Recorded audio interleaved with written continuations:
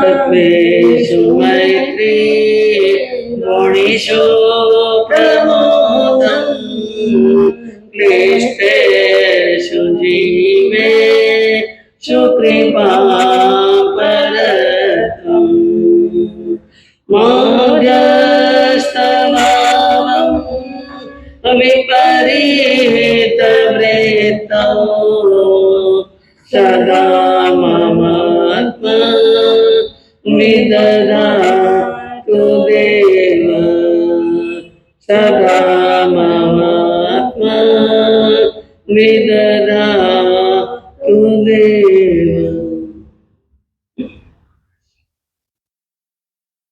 अहिंसा के अग्रदूत, त्रयकाल दृष्टा, भवी जीवों के तारनहार, शासनेश प्रभु श्रवण भगवान महावीर स्वामी के चरणों में कोटि कोटि वंदन। दीन दुखियों के मसीहा, करुणा के सागर, परम पूज्य गुरुदेव श्रमण सूर्य मर्दर केसरी श्री मिश्री मलजी महाराज साहब के चरणों में कोटि कोटि वंदन। पाठ पर विराजमान परम श्रद्धेय, परम विदुषी, मधुर व्याख्यानी, सरल मना पूज्य गुरु जी महाराज साहब के चरणों में कोटि कोटि। धर्म प्रेमी बंधुओं, शीलवती माताएं बहनों, प्रभु महावीर ने भव्य आत्माओं को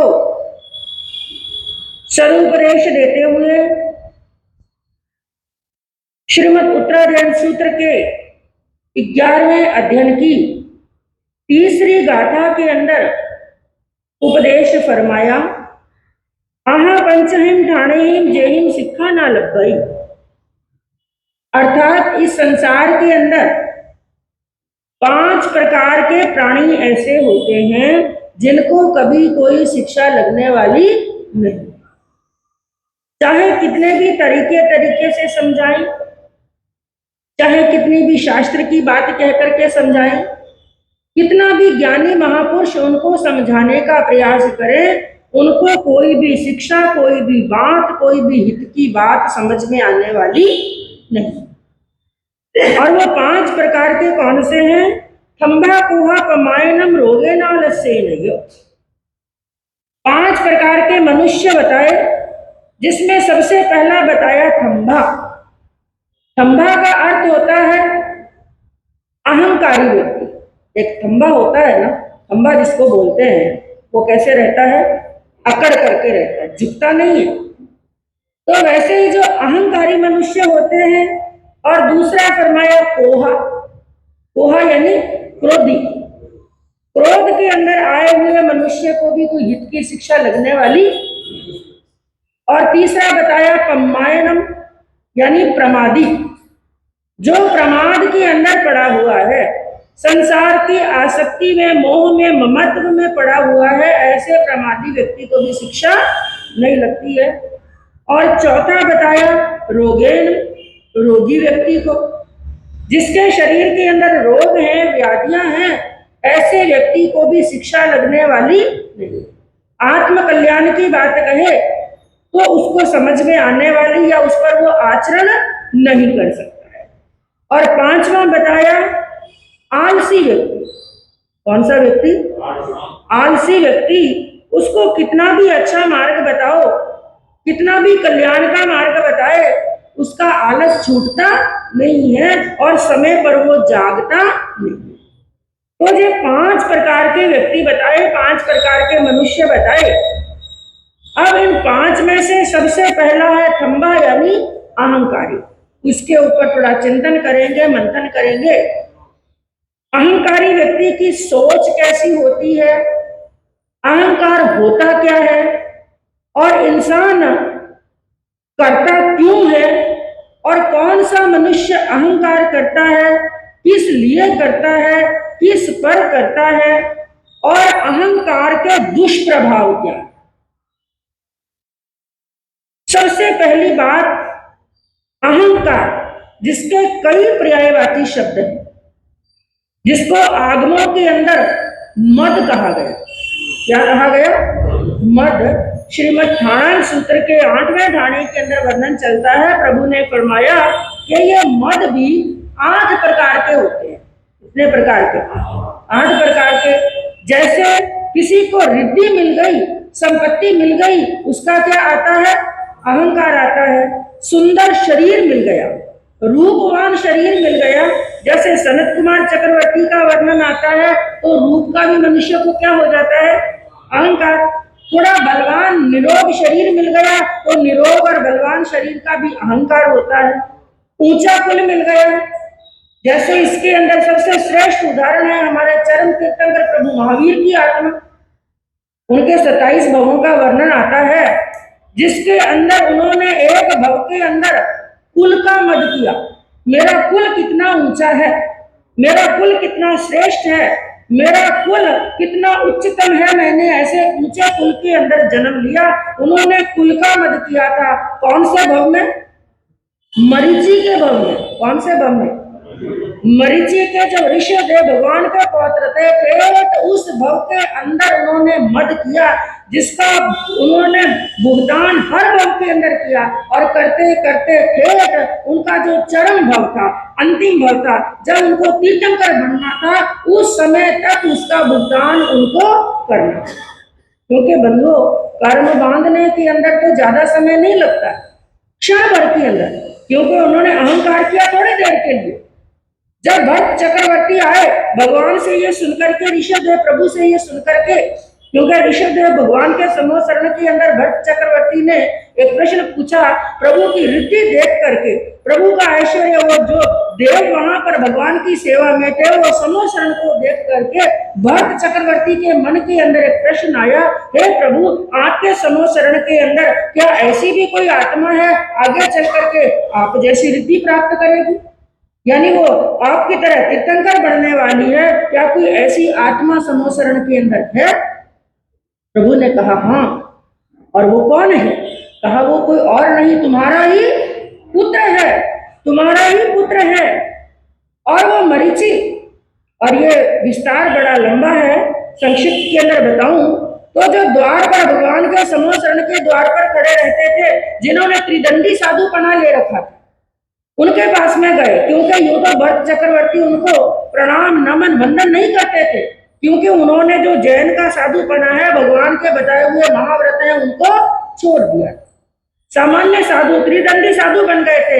इसलिए भक्त चक्रवर्ती उनको मुनि समझ करके वंदना नहीं करते थे। लेकिन उस दिन उन्होंने सुना कि ये भविष्य के अंदर क्या बनने वाले हैं? चक्रवर्ती, तीर्थंकर बनने वाले हैं। तो ये भावी तीर्थंकर हैं, इनके अंदर भावी तीर्थंकर हैं, तो इसलिए उनको वंदन करने के लिए वहां पर गए। जाकर के वंदन किया, नमन किया। भक्त चक्रवर्ती को झुकते हुए वंदना करते हुए देखा तो मरीचि हैरान हो गए। मन के अंदर विचार किया, आज दिन तक तो कभी मुझे वंदना ही नहीं, मुझे लांग करके अंदर चले जाते हैं, वापिस चले जाते हैं, वंदना नहीं की। तो पूछ लिया, आज मुझे वंदना करने का कारण क्या है?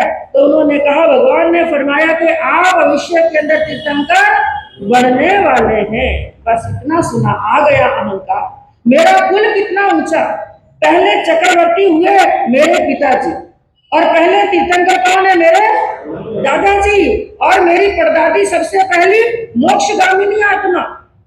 और मेरे इस घर के अंदर, परिवार के अंदर, कुल के अंदर एक नहीं सैकड़ों मोक्ष के अंदर जाएंगे। और मैं भी भविष्य में क्या बनूंगा?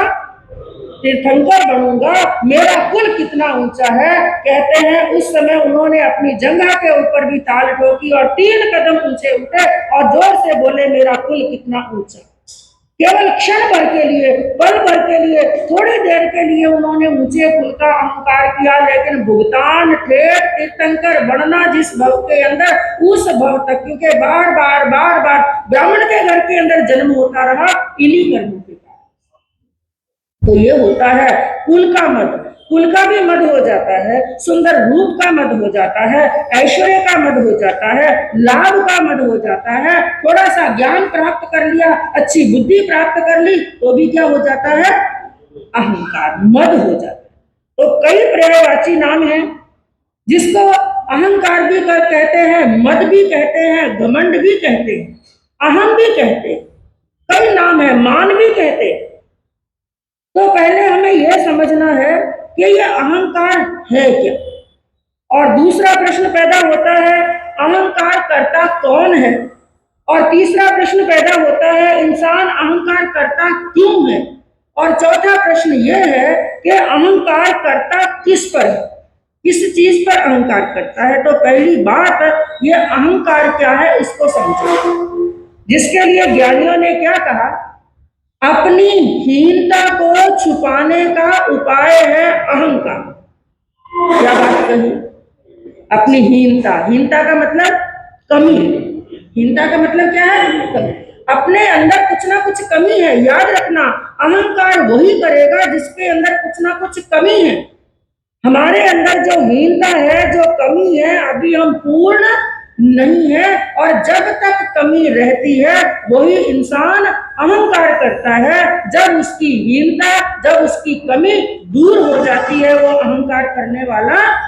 तो पहली बात, छोटी सी डेफिनेशन यही है कि अहंकार क्या है, अपनी कमी को, अपनी हीनता को छुपाने का उपाय है अहंकार।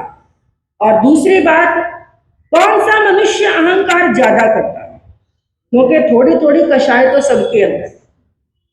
ये बात हम अच्छी प्रकार से जानते हैं, जब तक संसार के अंदर है हम छद्मस्त हैं, जब तक जन्म और मरण हो रहे हैं, वो चाहे एक गृहस्थ है चाहे एक साधु है।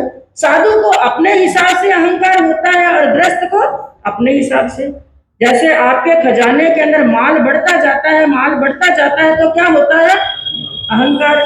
और साधु को उसके ज्ञान के खजाने में खजाना बढ़ता जाता है, यानी ज्ञान बढ़ता जाता है। एक संत भी ज्ञानी होते रहते हैं तो साथ साथ में क्या बढ़ता है, बढ़ता जाता है। जबकि ज्ञान क्या कहता है, विद्या ददाति विनयम, सच्ची विद्या वो है, सच्चा ज्ञान वो है जो हमें विनय सिखाए। जैसे जैसे ज्ञान बढ़ता जाए वैसे वैसे झुकता जाए, नम्रता सीखता जाए। लेकिन इंसान की तुच्छता तब होती है, उसका छोटापन तब होता है जब ज्ञान बढ़ते बढ़ते उसका अहंकार भी बढ़ जाता है। और एक मनुष्य तपस्या करता है, तपस्वी को भी क्या आ जाता है, अहंकार आ जाता है। तो यहाँ पर बात चल रही थी कौन सा मनुष्य अहंकार करता है, इसको भी ध्यान से समझना। 3 प्रकार के मनुष्य बताए संसार के अंदर। कितने प्रकार के, 3 प्रकार के। एक होते हैं अज्ञ, एक होते हैं सुज्ञ, एक होते हैं अल्पज्ञ। कौन कौन से, अज्ञ, सुज्ञ, अल्पज्ञ। अब अज्ञ किसे कहते हैं, सुज्ञ किसे कहते हैं, अल्पज्ञ किसे कहते हैं, पहले इसको जानेंगे, फिर खुद के ऊपर चिंतन करेंगे हम इन 3 में से कौन है। पहले अज्ञ। अज्ञ उस व्यक्ति को कहते हैं जो विद्वान नहीं है। हाँ, अज्ञानी कह सकते हैं, सीधा साधा भोला प्राणी, जिसको सामान्य भाषा के अंदर बहुत सियाणो, क्या है, बहुत भोला है, बहुत सियाना है, इसको तो कहे जैसे जैसे कर। यानी उसके पास में कुछ विशेष ज्ञान नहीं है, खुद की स्वयं की बुद्धि नहीं, एकदम सीधा है, सरल है, ऐसा अज्ञ। क्योंकि जिसको, उसको यदि अज्ञानी कह देंगे तो यह शब्द उसके लिए सही। यह कहें कि उसके पास में विशेष कोई ज्ञान, भोला मनुष्य। अब ऐसे व्यक्ति से कोई काम कराना हो, अपनी बात उसको समझानी हो, अपने कहे हुए उसे करवाना हो, तो बड़ा आसान हो, आसान होता है कि नहीं, क्योंकि उसको आर्गुमेंट करना आता ही। उसको जैसा कहे, भाई ऐसा नहीं ऐसा कर लो, यह ठीक रहेगा, ठीक है, इस रास्ते से नहीं इस रास्ते से चले जाओ, हाँ ये बात सही है, हाँ ये बात गलत है, तो वो अज्ञ। उस व्यक्ति से काम कराना क्या होता है। और दूसरा बताया सुज्ञ। सुज्ञ यानी विद्वान, जो ज्ञानी है, जो समझदार है, बहुत सी बातों का जानकार है। और सुज्ञ व्यक्ति से भी काम कराना बहुत सरल होता है, क्योंकि पुरानी एक कहावत है कि समझदार को तो इशारे का, बस इशारा करेंगे, इशारा करते ही सामने वाला समझ जाएगा। तो अज्ञ व्यक्ति से काम कराना भी 2-3 बार कहना पड़ सकता है, लेकिन काम हो जाए, उससे काम कराना सरल। उससे भी ज्यादा शुद्ध व्यक्ति को मनाना सरल। लेकिन ये तीसरे प्रकार के होते हैं ना, कौन के, अल्पज्ञ। ना तो ज्यादा पढ़े लिखे, ना तो ज्यादा ज्ञानी, ना तो ज्यादा सुज्ञ, ना तो ज्यादा अल्पज्ञ। ये 3 प्रकार के होते हैं। 3 प्रकार के होते हैं, 3 प्रकार के। एक होते हैं अज्ञ, एक होते हैं सुज्ञ, एक होते हैं अल्पज्ञ। 3 प्रकार के होते हैं, 3 प्रकार के होते हैं। ना तो ज्यादा पढ़े लिखे, समझ गए बात आप? और ज्यादातर ऐसे ही मिलते हैं, ऐसे ही मिलते हैं संघ में, समाज में, परिवार में, आजू में, बाजू में, ये बीच के होते हैं ना, ये गड़बड़ वहीं पर होती है। ना तो वो विद्वान है और ना ही वो एक नंबर के अज्ञानी है कि कहे कहे जैसा कर ले, ना वो ऐसे है कि इशारे से काम कर ले, और उनको थोड़ा सा ज्ञान है और थोड़ा सा अज्ञान है, आर्गुमेंट वही करते हैं, आर्गुमेंट वही करते हैं, अल्पज्ञ करते हैं, और ज्यादा आवाज भी वही करते हैं, ज्यादा झंझट भी वही करते हैं, और अपने आप को एक नंबर का होशियार बताने का वो प्रयास करते हैं। क्योंकि अज्ञानी कभी नहीं करेगा, वो जानता है मुझे तो कुछ आता नहीं है, और ज्ञानी कभी बताएगा ही नहीं। जैसे सूर्य को कभी बताने की आवश्यकता नहीं है कि मेरे अंदर प्रकाश है, मेरे अंदर तेज है, सूर्य को बताने की आवश्यकता नहीं, अपने आप पता चल जाता है कि सूर्य में क्या है, तेज है। लेकिन ये जो बीच के होते हैं ना, एक मारवाड़ी कहावत है कि थोतो चढ़ो न बाजे गो, वही स्थिति मनुष्य की होती है उसके पास में कुछ नहीं, लेकिन आवाज सबसे ज्यादा करता है। और कहते हैं कि अधजल गगरी छलकत जाए, दो बहनें अपने सिर के ऊपर पानी का मटका लेकर के चल रही हैं, एक का मटका फुल भरा हुआ है लबालब, और एक का मटका क्या है, आधा। कौन सा मटका आवाज करेगा, आधा भरा, आधा भरा हुआ। वही वही बीच के जो अल्पज्ञ मनुष्य है ना, वही करते हैं अहंकार। कभी अज्ञानी अहंकार नहीं करेगा, कभी ज्ञानी अहंकार नहीं करेगा। तो अहंकार कौन करता है, अल्पज्ञ मनुष्य होता है। तो पहली बात, अहंकार है क्या, अपनी हीनता को छुपाने का उपाय है अहंकार। तो अहंकार करता कौन है, जो अल्पज्ञ होता है। और तीसरा प्रश्न,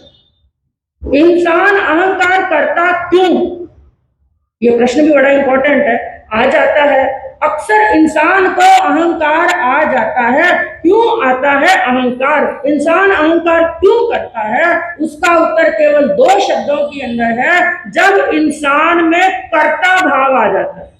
कौन सा भाव, समझ में आई बात? कर्ता भाव का मतलब क्या हुआ, मैं करने वाला हूं। जिस समय मन में क्या आता है, मैं हूं करने वाला, जिस समय मैं और मेरा परिवार को चला रहा है तो मैं, घर को चला रहा हूं मैं, संघ को चलाने वाला मैं, समाज को चलाने वाला मैं। जब इंसान के अंदर कर्ता भाव आ जाता है, वो भूल जाता है कि करने और कराने वाला तो कोई, अरे मैं कौन से खेत की मूली हूँ, मेरी क्या औकात है, ये घर चल रहा है, परिवार चल रहा है, ये पहले भी चल रहा था, आज भी चल रहा है, मेरे जाने के बाद में भी। याद रखना, आपके और हमारे जाने से ये दुनिया रुकने वाली नहीं है। जो काम धंधा चल रहा है, बिजनेस व्यापार चल रहा है, वो भी रुकने वाला नहीं है। क्योंकि बिजनेस व्यापार को तो संभालने वाले पीछे बहुत है, आंखें बंद करो, संभालने वाले पीछे बहुत है। हमें यह चिंता नहीं करनी कि मेरे जाने के बाद में मेरी दुकान कौन संभालेगा, मेरा बिजनेस कौन संभालेगा। ज्ञानियों ने कहा तो इसकी चिंता मत कर, ये चिंता कर कि जब मैं दुर्गतियों में जाऊंगा तो मुझे कौन संभालेगा, वहां पर मुझे कोई संभालने वाला नहीं है। तो जो तीसरा प्रश्न था, इंसान को अहंकार क्यों करता है इंसान, उसका उत्तर ये है कि इंसान में कौन सा भाव आ जाता है, कर्ता भाव आ जाता है। और चौथी बात, अहंकार इंसान करता किस पर करता है, धन पर करता है, माल पर करता है, अपने तन पर करता है, अपने ज्ञान पर करता है। लेकिन ज्ञानियों ने क्या कहा, ना ये तेरा बल शाश्वत है, ना तेरा तन शाश्वत है, ना तेरा धन शाश्वत है, कुछ भी शाश्वत नहीं है। और इंसान की औकात है कितनी सी, यदि हम चिंतन करें, हमारी औकात कितनी सी है, केवल 2 मुट्ठी राख, क्या औकात है हमारी। मरने के बाद में जब शमशान में ले जाकर के वहां पर जलाया जाएगा, एक तरफ चिता राजा की जल रही है और एक तरफ रंक की जल रही है। जलने के बाद में जब सब कुछ समाप्त होता है, पीछे क्या बचता है, 2 मुट्ठी राख, बस यही औकात है हमारी। लेकिन हम अपनी औकात को बहुत जल्दी बहुत जल्दी भूल जाते हैं। थोड़ा सा प्राप्त किया और हम सोचते हैं हम तो दुनिया के बादशाह बन गए। लेकिन याद रखना, यदि हमारा ऊपर वाला हमारी औकात को बढ़ा सकता है ना, हमें फर्श से उठा करके अर्श तक ले जा सकता है, तो यदि ज्यादा अहंकार किया, ज्यादा घमंड के अंदर आ गए, तो वो हमें अर्श से ले जाकर के फर्श तक भी पटक सकता है। एक छोटा सा दृष्टांत बताऊं कि किस प्रकार इंसान बड़ों की कृपा से, माता पिता की कृपा से, गुरु की कृपा से, अपने अच्छे भाग्य के उदय होने से कैसे वो फर्श से उठ करके अर्श तक चला जाता है। और यदि अहंकार के अंदर आ जाए, क्योंकि अहंकार के लिए ज्ञानियों ने कहा कि अहंकार पतन का कारण है। और जिस चीज का भी अहंकार किया ना, अगले जन्म में वो चीज मिलने वाली, याद रख लेना, जिस चीज का भी अहंकार किया वो चीज मिलने वाली नहीं है। तो अहंकार हमारे पतन के रास्ते खोलता है, हमारे अधोगति में जाने के रास्ते खोलता है। अहंकार हमारे अंदर जितने भी गुण विद्यमान है, सभी गुणों को नाश कर देता है। तो कैसे अहंकार हमारे लिए पतन के द्वार खोलता है। एक बार का प्रसंग है कि एक बार आकाश के अंदर एक कौवा उड़ रहा था और उसके मुंह के अंदर एक चूहा पकड़ा हुआ। कहीं से उसको अपना आहार मिल गया, चोंच में पकड़ा हुआ था और चूहे के ऊपर कई घाव लगे, लेकिन अभी तक चूहा जिंदा, सांस चल रही थी, लहूलुहान तो हो गया, लेकिन बचने का खूब प्रयास कर रहा था और बार बार वो छटपटा रहा था। उसकी छटपटाहट होने से उस कौवे का मुंह थोड़ा, उसकी चोंच ढीली पड़ गई, पकड़ ढीली पड़ गई और उसकी चोंच से चूहा छूट गया, नीचे गिर गया खुले आकाश के अंदर। लेकिन योगान योग की बात देखिए, वो जंगल में गिरा, लेकिन जंगल के अंदर भी वहां पर एक महात्मा जी अपनी कुटिया के अंदर रहते थे और वो सुबह सुबह का समय था। तो महात्मा जी बाहर ही एक वृक्ष के नीचे खुले आसमान के अंदर ध्यान के अंदर बैठे और योग ऐसा हुआ, उस चूहे की कुलवानी समझिए कि वो चूहा आकर के फिर महात्मा जी की गोद में ही, कौवा तो उड़ गया, पहुंचा तो भी सुरक्षित जगह पर पहुंचा चूहा, महात्मा जी की गोद में गिरा, एकदम ऊपर से कुछ चीज गिरी तो महात्मा जी की आंख खुली, उनका ध्यान खुला। आंख खोल करके उन्होंने देखा चूहा तड़प रहा है, लहूलुहान हो रहा है और कौवे को भी उड़ते हुए देखा। लगता है ये मौत के मुंह में जाकर के आया। और सबसे बड़ा भय किसका होता है? मौत का होता है। ये मौत के मुंह से बाहर आया है। महात्मा जी ने उसी समय अपने धर्म क्रिया जो भी थी सब छोड़ दी, उठे और अपनी अंदर कुटिया में लेकर के गए और उसके घावों के पूछा गीले कपड़े से और फिर जो थोड़ी मरहम लगानी थी वो लगाई। लेकिन देखा कि चूहा बहुत डर रहा। 15-20 मिनट, आधा घंटा हो गया, उसका बहने वाला खून थम गया। इसलिए महात्मा जी ने अब उसके सामने कुछ खाने को रखा, लेकिन वो चूहा डरा हुआ है और भय के अंदर खाना भी नहीं भाता है। चूहे ने कुछ नहीं खाया। महात्मा जी समझ गए अभी ये डरा हुआ, और घंटा, 1.5 घंटा, 2 घंटा, 2.5 घंटा निकले और चूहे ने आश्वस्त महसूस किया, लगता है अब मेरी मौत तो दूर चली, बच गया मैं, थोड़ा आश्वस्त हुआ। फिर महात्मा जी ने कुछ खाने के लिए रखा और वो चूहा अब थोड़ा खाने के लिए उसने मुंह आगे बढ़ाया और वो खाने लगा। महात्मा जी ने कहा अब इसका डर दूर। उसने खाया पिया, लेकिन अभी तक दुबक करके एक तरफ ही बैठा था। शाम हो गई, पूरी रात्रि व्यतीत हो गई। अगले दिन तक चूहा और अपने आप को स्वस्थ महसूस करने लगा और कुटिया के अंदर ही फुदकने लगा, इधर उधर घूमने लगा, आराम। महात्मा जी ने देखा अब ठीक। 2-4 दिन निकले, 1 सप्ताह भर निकला, उसके जितने भी घाव थे सब क्या हो गए, एकदम स्वस्थ और खाने को समय पर मिल रहा है, कोई डर नहीं, कोई भय नहीं। वो चूहा मस्ती से खेल रहा है, महात्मा जी अपना धर्म ध्यान कर रहे हैं। और इतने दिन हो गए थे, इसलिए महात्मा जी को भी धीरे धीरे उससे क्या हो गया लगा। कोई भी प्राणी हो जब लंबे समय तक अपने पास में रहता है तो उससे क्या हो जाता है, लगाव हो जाता है। महात्मा जी को भी थोड़ा लगाव हो गया था। एक दिन का समय हुआ कि महात्मा जी अपनी कुटिया के अंदर ही बैठे थे, भगवान का नाम ले रहे थे और चूहा जो अब एकदम स्वस्थ महसूस कर रहा था, मुझे कोई डर और भय नहीं। और एक दिन कुटिया में खेलता खेलता वो कुटिया से बाहर चला गया, क्योंकि बच्चे भी जब थोड़े बड़े होते हैं तो बिना कहे क्या निकलते हैं, बाहर निकलते हैं, वो भी बाहर निकल गया और दूर जंगल के अंदर फुदकता चला गया। घंटा, 1.5 घंटा, 2 घंटा व्यतीत हुए और 2 घंटे के बाद में अचानक महात्मा जी ने क्या देखा, वो चूहा भागता हुआ, डरा हुआ, भागता भागता आए। महात्मा जी ने देखा भी क्या हुआ, ये आराम से खेल रहा था, आज डरा क्यों? और बाहर दृष्टि डाली तो वहां पर मासी जी खड़े। कौन खड़ी थी? बिल्ली, उसकी मौत खड़ी थी।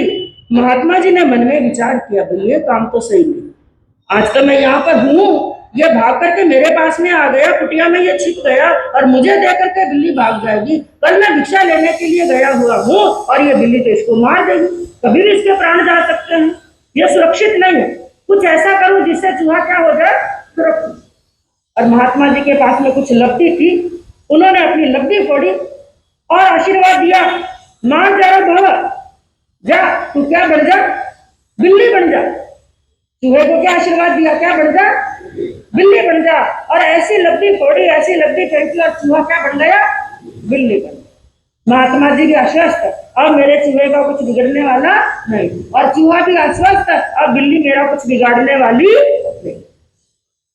एक दिन फिर गया जंगल के अंदर खेलने के लिए और घूमती घूमती बिल्ली खूब वहां पर खेली, लेकिन फिर थोड़ी घंटा 2 घंटा खेलने के बाद में वही हाँकती हुई, भागती हुई, डरती हुई, भागती हुई आई। महात्मा जी ने देखा आज क्या, और बाहर कौन खड़ा था, कुत्ता खड़ा था। विचार किया, क्योंकि ज्ञानी कहते हैं भगवान ने एक एक से एक को बढ़कर बना दिया, किसी को दारा तो किसी को सिकंदर बना दिया। याद रख लेना, दुनिया के अंदर बड़ा कोई भी, कितना भी अपने आप को बड़ा समझ ले, हम एक कदम बढ़ते हैं ना, उस कदम पर हमारे आगे 100 खड़े हुए दिखाई देते हैं। उसने तो क्या सोचा था, मैं बड़ी बन गई, लेकिन उससे भी बड़ा कौन खड़ा है, कुत्ता खड़ा है। और फिर महाराज ने उसके ऊपर ऐसी कृपा बरसाई और कहा, श्वानो भव, तू क्या बन जा, कुत्ता बन जा। वो बिल्ली क्या बन गई, कुत्ता बन गई। अब डर नहीं, मैं सबसे बड़ी, मुझे किसी का डर नहीं। फिर कुत्ता एक दिन गया जंगल के अंदर घूमते हुए, खेलते हुए, फिर एक दिन हाँकता हुआ, भागता हुआ, अपनी पूंछ को पीछे दबाता हुआ, भागता हुआ आया। महात्मा जी ने देखा, भाई आज क्या हुआ, तो बाहर कौन खड़ा है, जंगल का राजा, जंगल का राजा खड़ा है, शेर खड़ा है। महात्मा जी ने सोचा, मेरा ये बच्चा सुरक्षित, बच्चे की तरह पाल रहे थे, मेरा बच्चा सुरक्षित नहीं, अब तो मैं ऐसा करूं इसका कोई भी कुछ भी नहीं बिगाड़ सके, इसलिए इसको क्या बना दूं, सिंह बना दूं। और आशीर्वाद दिया और वो चूहा क्या बन गया, सिंह बन गया। अब सिंह बना हुआ एक दिन, क्योंकि अब वो क्या सोच रहा है, मैं क्या बन गया हूं, हाँ मैं तो राजा बन गया हूँ, मैं सबसे बड़ा बन गया हूँ, अब दुनिया के अंदर मेरे से बड़ा कोई नहीं, मुझे किसी का डर नहीं और भय नहीं है। अब वो वहां पर बैठा है एक दिन, और महात्मा जी ने रोज की तरह, क्योंकि वो तो अपने आप को क्या समझ रहा है, मैं सिंह बन गया, लेकिन महात्मा जी को वो क्या दिख रहा है। हाँ याद रखना बेटा, कितना भी बड़ा होता है, पढ़ लिख करके कितना भी होशियार हो जाए, कितनी भी डिग्रियां प्राप्त कर ले, पिताजी से कई गुना ज्यादा कमाने लग जाए, बेटा अपने आप को बहुत बड़ा समझे कि मैं बड़ा बन गया हूँ, लेकिन पिताजी के लिए वो क्या रहेगा, छोटा पप्पू ही रहेगा। हाँ, आप अपने आप को बड़ा समझने लगते हैं, लेकिन पिताजी के लिए हम क्या है। और आशीर्वाद तब तक ही मिलेगा जब तक हम अपने आप को क्या समझेंगे, छोटा, क्योंकि छोटा समझेंगे तो झुकेंगे और बड़ा समझेंगे तो झुकने वाले नहीं। और आशीर्वाद उसी को मिलेगा जो किसी के सामने झुकता है, और ज्ञानियों ने कहा झुकता वही है जिसमें कुछ जान है, झुकता वही है जिसमें कुछ जान है, अकड़पन तो खास मुर्दे की पहचान है। जो जिंदा होगा, सांस चल रही होगी, वही झुकेगा, और किसी मुर्दे को झुकाने का प्रयास करो, वो झुकने वाला नहीं है। तो उनके लिए तो वो एक चूहा है, लेकिन चूहा अपने आप को क्या समझ रहा है, मैं क्या बन गया, सिंह बन गया हूं। और महात्मा जी ने तो उसे चूहा समझ करके जो रोज का खाद्य पदार्थ बिस्किट विस्किट रखते थे, वो चीज रख दी चूहे के सामने, और वो सिंह को जोरदार लग रही है भूख, और वो क्या खाने वाला है, मांस का आहार करने वाला है। और महात्मा जी अपनी माला फेर रहे हैं, सिंह वहां पर भूख से छटपटा रहा है, और मन में विचार करने लगे, ये ज्ञानी है, दुनिया को उपदेश देते हैं, इनको मालूम नहीं है कि मेरा आहार क्या है, मेरे सामने ये बिस्किट डाल दिए, मैं ये बिस्किट खाऊंगा, ये आहार खाऊंगा, मैं कोई चूहा थोड़ी हूँ, मैं तो सिंह हूँ। मेरे खाद्य जैसा पदार्थ मेरे सामने डालना चाहिए। इनके अंदर ज्ञान नाम की कोई चीज नहीं, और जिनके पास में ज्ञान नहीं है, बुद्धि नहीं है, अक्ल नहीं है, उनको जिंदा रहने का कोई अधिकार। हाँ, इसलिए सबसे पहला ग्रास किसको बनाऊं? सबसे पहला ग्रास किसको बनाऊं मैं? हाँ, महात्मा जी को। महात्मा जी को सबसे पहला अपना ग्रास बनाऊं। जैसे प्रभु महावीर के शिष्य गौशालक ने भगवान को अपना ग्रास बनाना चाहता, उनके ऊपर ही तेजोलेशिया फेंक दी थी। पतन किसका हुआ? गौशालक का ही हुआ। तो उसने भी सोचा सबसे पहला ग्रास मैं इनको बनाऊं। इसलिए प्रभु अब आंखों के अंदर आया क्रोध और आई हिंसा की भावना। और जब मनुष्य हो चाहे जानवर हो, जब क्रोध आता है, हिंसा की भावना आती है, तो आंखें क्या हो जाती हैं? धीरे धीरे आंखों में खून उतरने लगा, आंखें लाल होने लगी, गुस्से से चेहरा लाल होने लगा, और महात्मा जी के ऊपर आक्रमण करने के लिए धीरे धीरे धीरे धीरे आगे के पंजे उठाने लगा। और सामने वो आगे बढ़ाने वाले, ऊंचे चढ़ाने वाले वो गुरु बैठे, जिन्होंने उनको सिंह बनाया है, इस पर तक पहुंचाया, वो सामने बैठे देख रहे हैं। और वो चेहरा देख करके भाप गए कि आज इसके भाव अच्छे।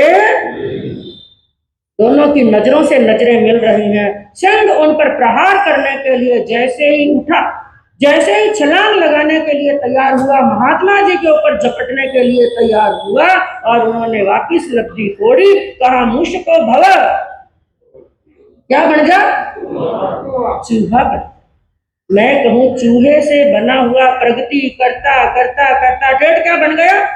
सिंह बन गया। लेकिन सिंह से वापिस चूहा बना, वापिस उसका पतन हुआ, टेढ़ आसमान तक पहुंचा हुआ, वापिस जमीन तक आ गया। किस कारण से? अहंकार के कारण से। तो याद रखना, हमें जीवन में यदि प्रगति करनी है, कुछ प्राप्त करना है, सफलता प्राप्त करनी है, तो अहंकार नहीं करना है, बल्कि क्या करना है? विनय। क्या करना है? बड़ों का विनय करना है। गुरु हैं, माता पिता हैं, जो भी हमारे बड़े हैं, उनका यदि विनय करेंगे, तो चाहे आध्यात्मिक दृष्टि हो, चाहे सामाजिक दृष्टि हो, चाहे पारिवारिक दृष्टि हो, चाहे आहारिक, कुछ भी आर्थिक दृष्टि हो, हर स्थिति के अंदर, हर दृष्टि के अंदर जो झुकता है सो पाता है। मिलता उसी को है जो झुकता है, और जो अकड़ करके रहता है उसको कुछ हासिल होने वाला नहीं है। क्योंकि अकड़ने वालों को तो हमेशा अक्सर उखड़ते हुए, जो अकड़ करके रहते हैं वो क्या हो जाते हैं जीवन में? उखड़ जाते हैं। हमें उखड़ना नहीं है, बल्कि जमे हुए अपनी जड़ को जमा करके रखना है। तो अहंकार का त्याग करके, तो 4 लाइनें कह करके अपने वक्तव्य को विराम दूंगी। एक कवि ने क्या कहा कि मत करना कभी भी गरूर। अहंकार का दूसरा नाम क्या है? गरूर। मत करना कभी भी गरूर, अपने पर ए इंसान। चाहे तूने तन पाया, धन पाया, कोई पद प्रतिष्ठा पाई, किसी पर अहंकार मत करना। मत करना कभी भी गरूर, अपने पर ए इंसान। भगवान ने तेरे और मेरे जैसों को मिट्टी से बना करके मिट्टी में मिला। बनाने वाला भी वो और मिटाने वाला भी वो। जब भी कभी अहंकार आए तो मन में ये सोचना, हम मिट्टी के पुतले हैं और मिट्टी में मिल जाएंगे। पुनवानी है तब तक ये मेरे पास में है, और जब पुनवानी नहीं होगी तो मांगने पर भी कुछ मिलने वाला नहीं है। तो अहंकार को छोड़ करके नम्रता को अपनाएंगे, विनय को अपनाएंगे, झुकने को अपने जीवन के अंदर अपना अंग बनाएंगे, तो बंधु इस भव में पर भव में कल्याण होगा। इसी भावना से शांति सोदा रस सागर सोचे तरंग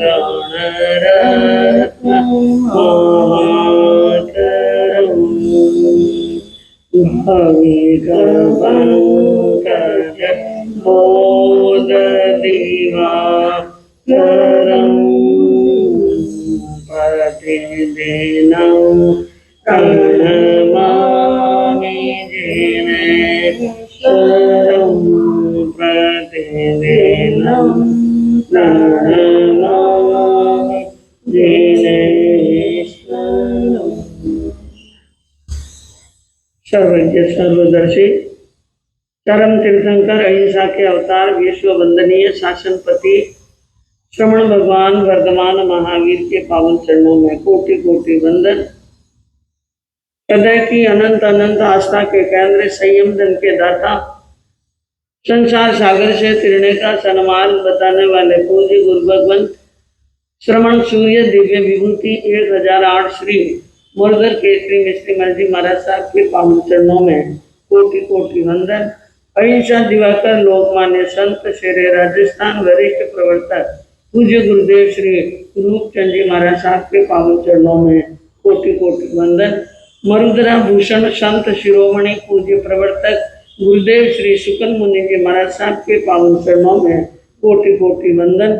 साधना की प्रतिमूर्ति सद्गुणों की उपासिका सरल मना शांत दांत गंभीरा गुरुवरिया माँ सती श्री सज्जन कंवर जी महाराज साहब के पावन चरणों में कोटि कोटि वंदन। धर्म प्रेमी बंधुओं, शीलवती माताएं, उत्तराधय सूत्र के पावन प्रसंग पर प्रवचन चल रहा था अहंकार पर, और यह एक ऐसी चीज है अहंकार जो सबसे जल्दी आता है। क्या आता है? सबसे जल्दी। कुछ भी उसने जीवन में हासिल किया नहीं और ये पहले आता।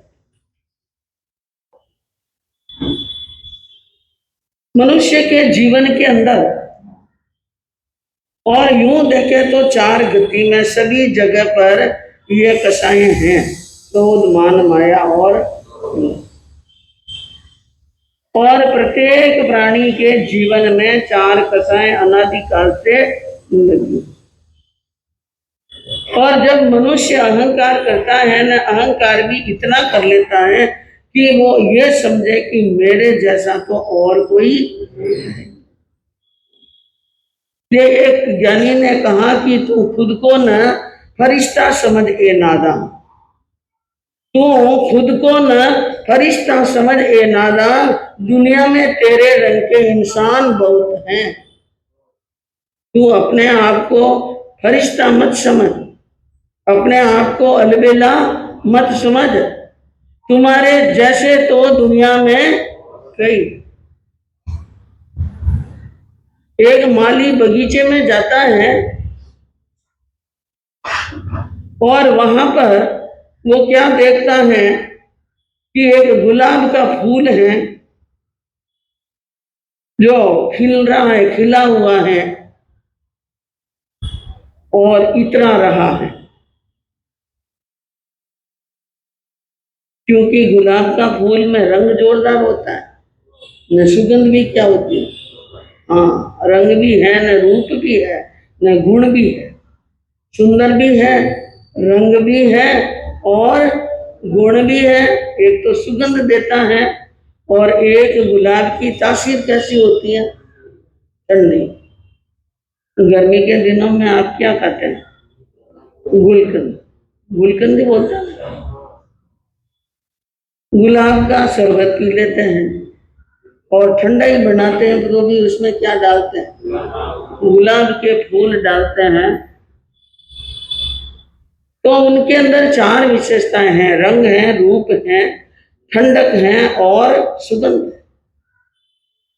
तो इतनी एक साथ में चार बातें आ जाए तो बहुत बड़ी बात। धन यौवन ठकुराइया न चौथो वे अविवेक, ए चारों भेड़ा वे जटे अनरत वे अनेक। एक तो धन, एक यौवन, एक रूप और एक सत्ता, पद। ये चार चीजें, धन यौवन ठकुराइया, धन यौवन ठकुराइया और चौथो वे अविवेक। चौथा है उसके पास में अविवेक है। क्या नहीं है? अविवेक है। अब राम जी चलावे तो चले, बाकी गाड़ी चलने वाली नहीं। तो जीवन के अंदर एकैकमप्य अनर्थाय किमो यत्र चतुष्टयम्, इन चार में से एक चीज भी अनर्थ के लिए काफी है।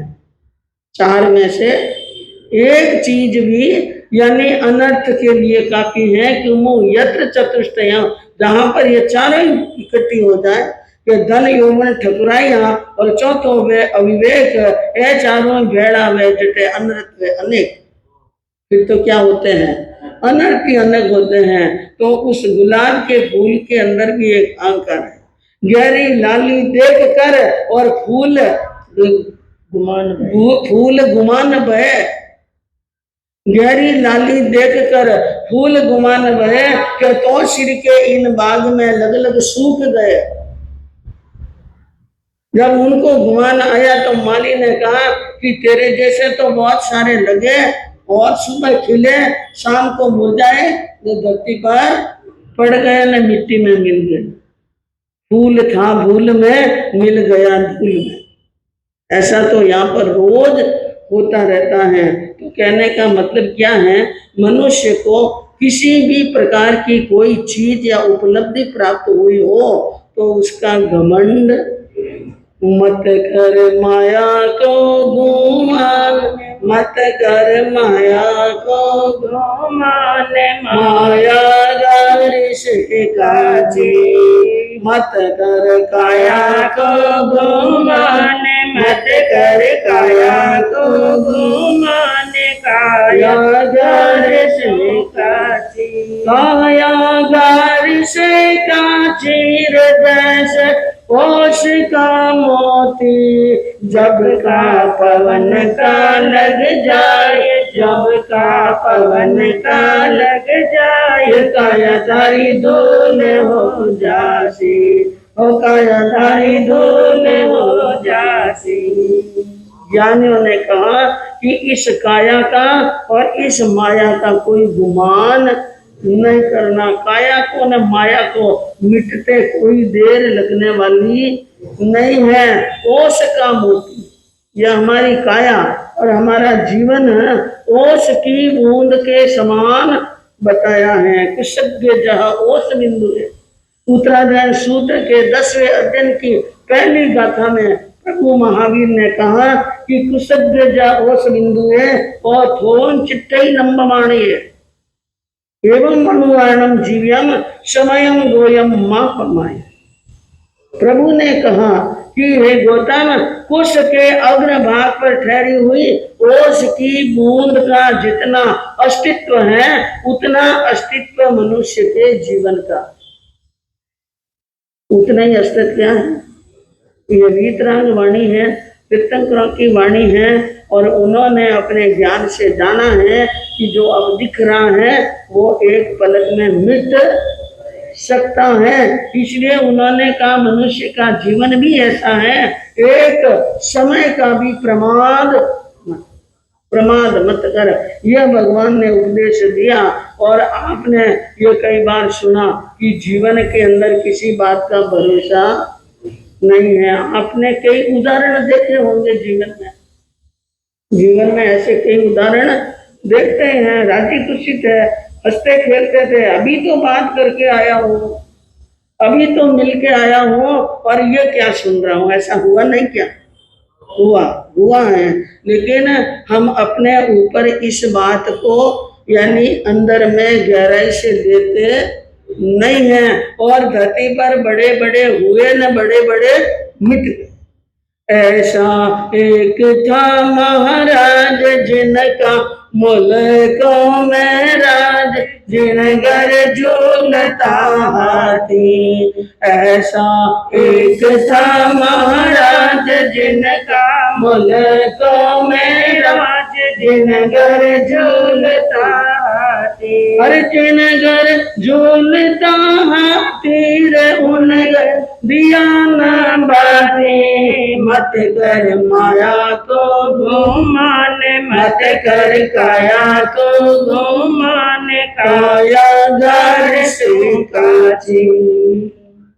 ज्ञानी कहते हैं ऐसा एक था हमारा, इस धरती पर एक ऐसा राजा था, एक नहीं अनेक हुए कि जिसके घर पर हाथी दरवाजे पर खड़े रहते थे। क्या रहते थे? हाथियों की लंबी कतारें खड़ी रहती थी और घोड़ों की बड़ी कतारें खड़ी रहती थी और मिट गए। क्या हो? मिट गए, उनके नाम निशान भी नहीं है। कल आपने आख्यान सुना महाराणा प्रताप, और क्या कहा महाराणा प्रताप ने अमर सिंह को रोते हुए देखा कि 56 भोग करता। कितने भोग होते हैं? 56 भोग, और सोने की थालियां और नीलम के बाजोट और बिना मनवारी कुंवर जीमते नहीं थे। और क्या स्थिति हुई उनकी कि राजा के क्या बन गए थे? वो रंक बन गए। तो कहा कि ऐसा एक था महाराज जिनका मुल्कों में राज, न जिनगर झूलता हाथी, और जिनगर झूलता हाथी आज दिया न भाती। जाओ चित्तौड़ के किले के अंदर, कौन से किले में प्रताप कहाँ रहता था? चित्तौड़ के किले के अंदर अपने राजभवनों में रहता था। आज वो राजभवन क्या पड़े हैं? खंडर बने हुए पड़े हैं। और वहां जाकर के कल्पना करना महाराणा प्रताप के असली जीवन की, राणा सांगा के असली जीवन की ऐसी एक घटना या एक घर की कहानी नहीं है। बहुतों के साथ में ऐसा हुआ कि बड़े बड़े यहाँ से चले गए और बिरला गए, बादल की छाया की तरह चले गए, और पलट गई बाजी। आतंकवाद में क्या बन गई? बाजी। और उनकी ख्याति भी क्या हो जाती है? कभी कभी तो ख्याति भी समाप्त हो जाती है। लेकिन बंधुओं, ऐसा मनुष्य जीवन में अहंकार करता है, और जिस चीज का अहंकार करता है उस चीज की कोई मूल्य धरती पर नहीं बताया है। एक हारून रशीद नाम का एक बादशाह, हारून रशीद नाम, और उनके पास में बहुत बड़ा राज्य और बहुत बड़ी सेना, बहुत बड़ा खजाना, और बहुत सारे लोग, बहुत सारी जनता उनको मानती थी। अब जितना बड़ा राज्य होगा तो उनकी सारी प्रजा उनको मानेगी। इतनी बड़ी प्रजा मानती है, इतना बड़ा खजाना है, इतनी शक्तिशाली 4 प्रकार की सेना है, हाथी घोड़े रथ पालकी, सब पैदल सेना है उनके पास में। तो ये राजलक्ष्मी जो होती है ना बंधु, राजलक्ष्मी, कौन सी लक्ष्मी? हाँ, इनका अहंकार तो बड़ा जबरदस्त होता है। सामान्य व्यक्ति को भी अहंकार आ जाए, कहा अहंकार दाह ज्वर, अहंकार दार जर मोचांधकारिता वेलाई राज प्रकृति। कहते हैं जैसे ज्वर आता है, ज्वर में तो समझते हैं आप, बुखार, अभिमान रूपी तीव्र ताप के मूर्छा में अंधा बना हुआ अविवेकशील राजाओं की राज प्रकृति अस्थिर हो जाती है। राजाओं की प्रकृति क्या हो जाती है?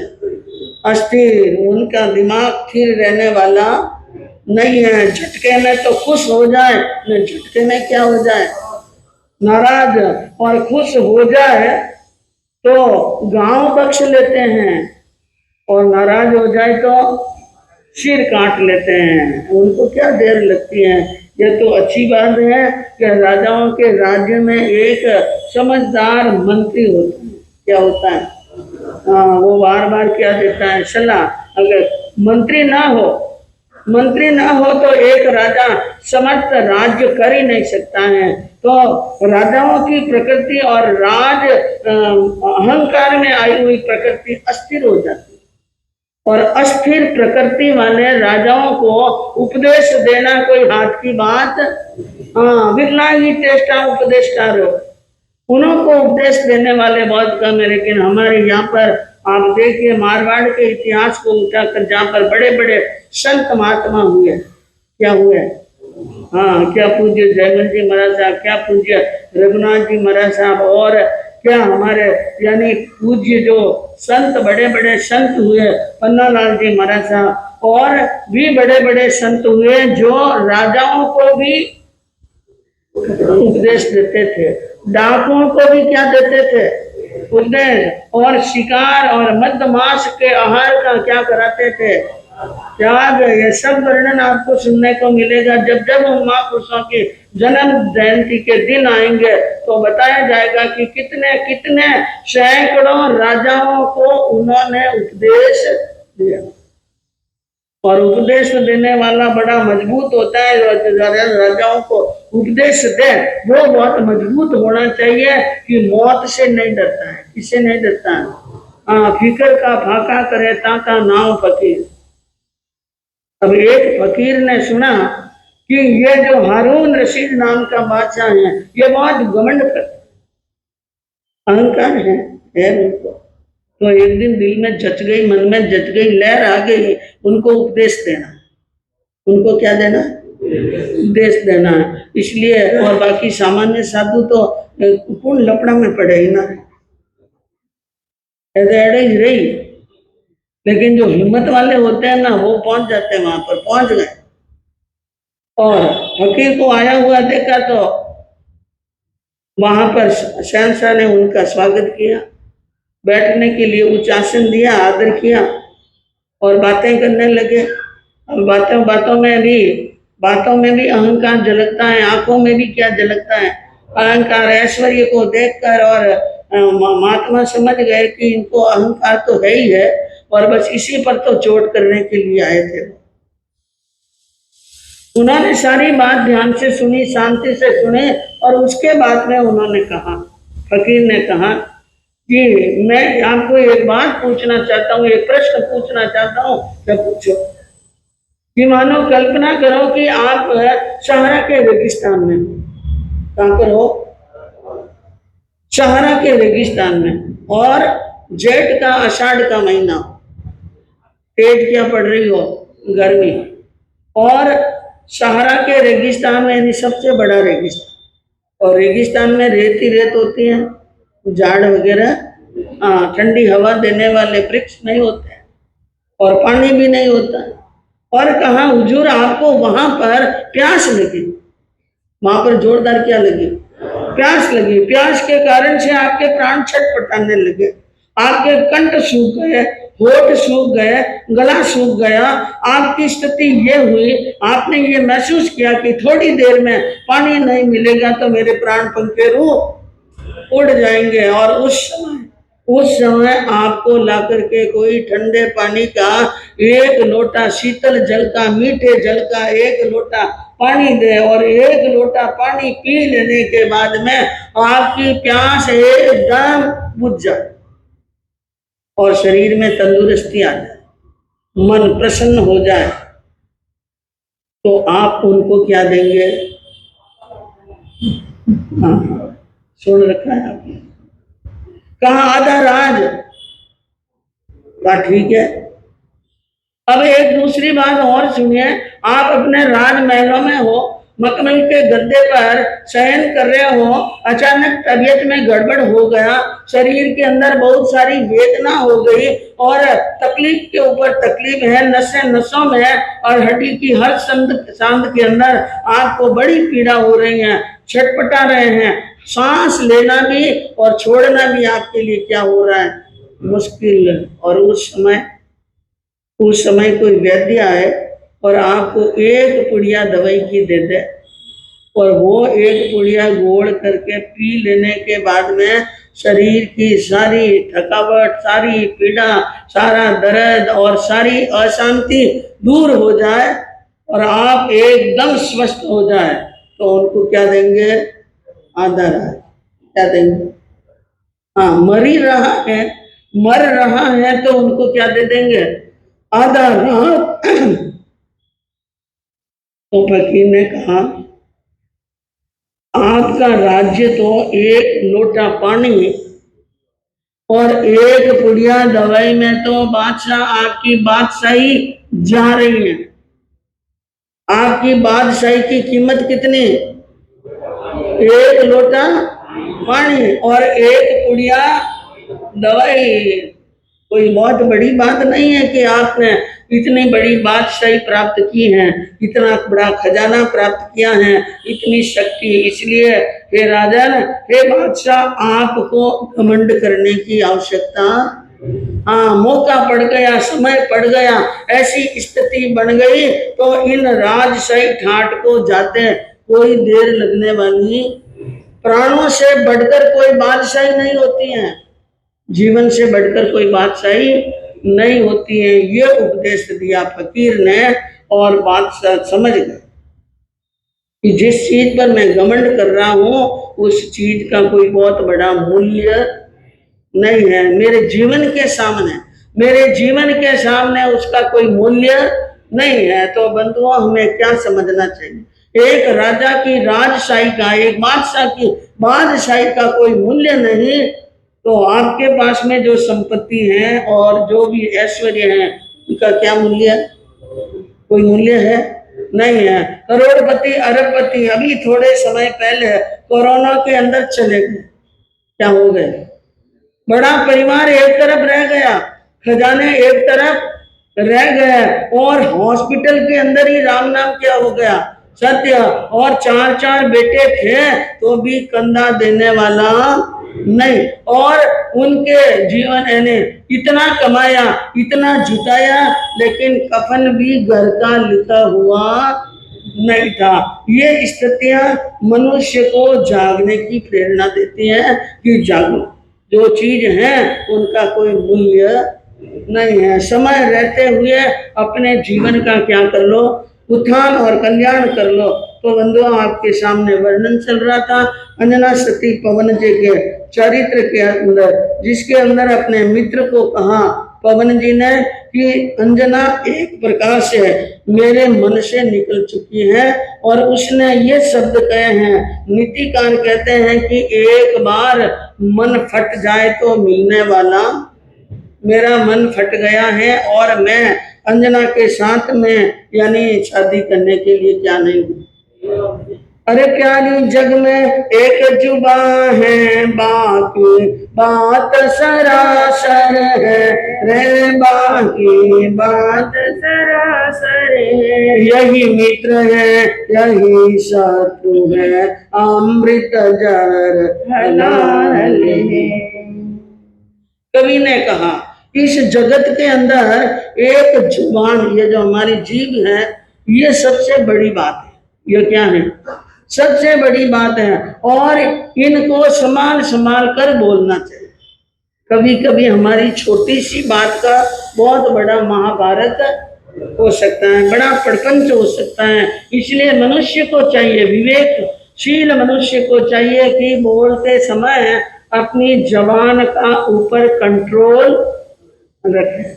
और बाकी बात सरासर है, यही मित्र हैं। ये हमारी जबान हमारी कभी कभी मित्र बन जाती हैं और कभी क्या बन जाती हैं? शत्रु बन जाती हैं। पहले से ही जुबान पर तुम बंदिश प्यारे रख लेना। कभी उपदेश दे रहा है चौपाई के रचने वाले कि हे बंधुओं, अपनी जबान के ऊपर पहले से क्या रखना?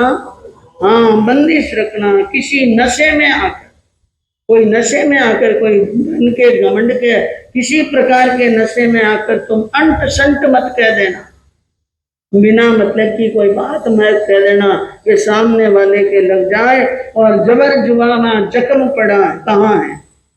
इस यानी जीपा का जो जख्म होता है वो बहुत जबरदस्त होता है। दो धार किसी पर चलती है, इनके अंदर दो धारा चलती है।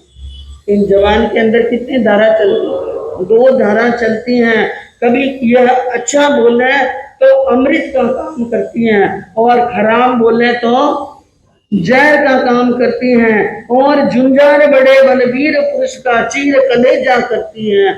ये बड़े बड़े झुंझार, बड़े बड़े वीर और शूरवीरों के कलेजे को भी चीर देती। इतनी तीखी होती है जबान। क्या होती है? तीखी होती हैं। तोप तीर तवंगर तलवार ताजी मार नहीं जैसी, नहीं मरम पट्टी हो सकती धार जुबा की ऐसी। और बताया कि तोप तीर तवंगर तलवार उनकी इतनी धार नहीं है तेज, जितनी धार किनकी तेज है? जबान की। और उनकी धार की तेज कट लगने के बाद में तो घाव मिल सकते हैं, लेकिन जबान के द्वारा पड़े हुए घाव मिटने वाले नहीं हैं। इसलिए कवि ने कहा कि गुल भी चुभ जाते हैं नस्तर की तरह, गुल भी चुभ जाते हैं नस्तर की तरह, और जख्म पड़ जाते हैं लफ्जों से पत्थर की तरह। कभी कभी ऐसा होता है कि फूल भी कांटे की तरह चुभ जाते, फूल भी क्या करते हैं, कांटे की तरह चुभ जाते हैं। और कभी ये जो मुंह से निकले हुए, जबान से निकले हुए शब्द होते हैं, वो पत्थर की मार से कम नहीं होते हैं और इनकी कोई मरहम पट्टी लगने वाली नहीं है। और कवि ने और आगे कहा, बहनों खटके पावलो न गयो तो खटके नैण, वचन खटके बावड़ो हो खटके नैण। बहनों खटके पावलो, अगर किसी का कर्जा है, किसी पर कर्जा है, चाहे कर्जा बड़ा है कि कर्जा छोटा है, और पुराने जमाने के अंदर तो एक पावला जितना कर्जा होता, पावला, पावला में क्या चार आनी जितना पावली होती ना, पावली। हाँ, तो देनो खटके पावलो, एक पावला भी देना है तो वो उनको खटकता रहता है कि उनको ये देना है, उनको ये देना है। न गयो से खटके से, कोई सज्जन व्यक्ति है, प्यारा प्यारा व्यक्ति है, और वो घर से जाता है तो भी मन में क्या होती है, हाँ, खटकता रहता है। जैसे पुराने जमाने के अंदर मारवाड़ से माँ अपने बेटे को नौकरी धंधा करने के लिए यहाँ पर दिशावर भेजती थी। कहाँ भेजती, दिशावर, इन्हें कहीं बोले मद्रास में दिशा, पूछना मासा था बेटो कटे को तो दिशावर रहे, और या फिर कहीं कहता परदेश रहे। अब आजकल मद्रास में कोई परदेश नहीं कहे, परदेश की ना कहे, और हाँ, जो इंडिया के बाहर जो देश हैं वो। तो जब माँ अपने बेटे को 2 साल 3 साल के लिए दिशावर भेजती है तो 4 दिन 5 दिन रोटी नहीं खाती माँ घर, कि मेरा बेटा कहाँ गया, दिशावर गया, कब आएगा। और फोन पर बात नहीं होती, फोन थे ही नहीं, और क्या भेजते हैं, पोस्ट कार्ड या अंतर्देशीय कार्ड लिखकर भेजते थे। तो जब बेटा जाता तो माँ की आंखों में क्या आते थे, आंसू, बेटे की आंखों में भी आंसू आते। तो गयो तो खटके से, अपना प्यारा लाडला यानी कलेजे की कोर जैसा बेटा जाए तो उनके यानी शैन यानी सज्जन व्यक्ति, अपने स्नेही व्यक्ति जाते हैं तो भी खटका लगता है। और वचन खटके बावड़, किसी ने ऐसा कठोर शब्द कह दिया तो वो भी बार बार क्या आता है, याद न खो खटके है नैन, आंखों के अंदर एक छोटा सा फूस पड़ जाए, कितना छोटा सा टुकड़ा, कोई बहुत बड़ा नहीं, एक इतना सा छोटा सा कण भी पड़ जाए तो आंख में खटकता रहता है। इसी प्रकार पवन जी को अंजना के शब्द क्या हो रहे हैं, खटक रहे हैं। बस यही बात थी यहाँ पर भी, पर इसमें फर्क था बहुत बड़ा, पर इसमें फर्क था बहुत बड़ा। अरे कहाँ कुंवरी ने और से उमर साहब ने और मढ़ा, बस यही बात थी। यहाँ भी जबान वाली ही बात थी और यही बात थी, लेकिन इसमें और उसमें बहुत फर्क था। कहा कुंवरी ने और ढंग से, अंजना ने किसी और ढंग से यानी किसी कारण से मेघ कुमार को धन्यवाद दिया था, लेकिन कंवर साहब ने अर्थ क्या निकाल दिया, दूसरा निकाल दिया। बिन सोचे ही कुंवरी पर कुंवर साहब नाराज हुए, बिना सोचे ही कंवरी के ऊपर क्या हो गए, नाराज। और जनता का अपवाद देख जो सीता पर रघुराज, जनता का अपवाद सुनकर श्री राम ने भी निर्णय ले लिया कि सीता जी को वापिस क्या भेज दें। निर्णय नहीं किया, इस बात का पूरा क्या नहीं किया, निर्णय नहीं किया। और यूं देखे तो राम खुद मानते थे कि सीता सती है, सीता क्या है, सती। लेकिन दुनिया का अपवाद, दुनिया दो मुंडरी बोगी है, दुनिया का ही है।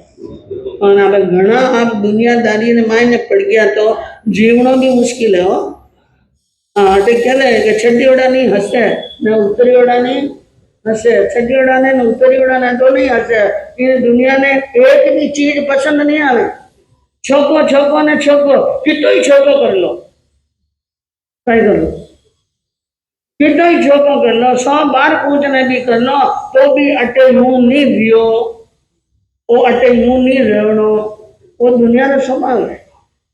ये कहेगी दुनिया तो बंधु हो, यहाँ पर जनता का अपवाद जो हुआ कि श्री राम को सीता को वनवास भेजना पड़ा, जो बिन सोचे ही करते हैं, जो पीछे पछताते हैं, जो बिना सोचे समझे कर लेते हैं, मान लो तो बाद में उनको क्या होता है, पश्चाताप, दुख पाते हैं, घबराते हैं, वे बड़े दुखी होते हैं और घबराते भी हैं और अपनी इज्जत उड़ाते हैं, कभी कभी शान पर बट्टा भी लग जाता है। अब होनहार के जोग से ने बदला पवन कुमार, ये होनहार था, ये क्या था, अंजना सती के जीवन का होनहार था, इसलिए पवन कुमार बदल गए और सज्जन को ऐसे कहे मैं नहीं परणू नार, तू 100 बात कहे के करोड़ बात कहते, मैं अंजना के साथ में शादी करने वाला नहीं हूँ। अब देखिए वो मित्र सज्जन व्यक्ति कैसे समझाता है पवन कुमार को शादी करने के लिए, क्या क्या बातें कहते हैं, आगे सुनने से मामा। चतारि मंगलम हरियंता मंगलम सिद्धा मंगलम साहु मंगलम केवली बनते दो मंगलम चतारि लोकोत्तमा हरियंता लोकोत्तमा सिद्धा लोकोत्तमा साहु लोकोत्तमा केवली बनते नम लोकोत्तमो चतारि शरणम पवज्जामि हरियंते शरणम पवज्जामि सिद्धे शरणम पवज्जामि साहु शरणम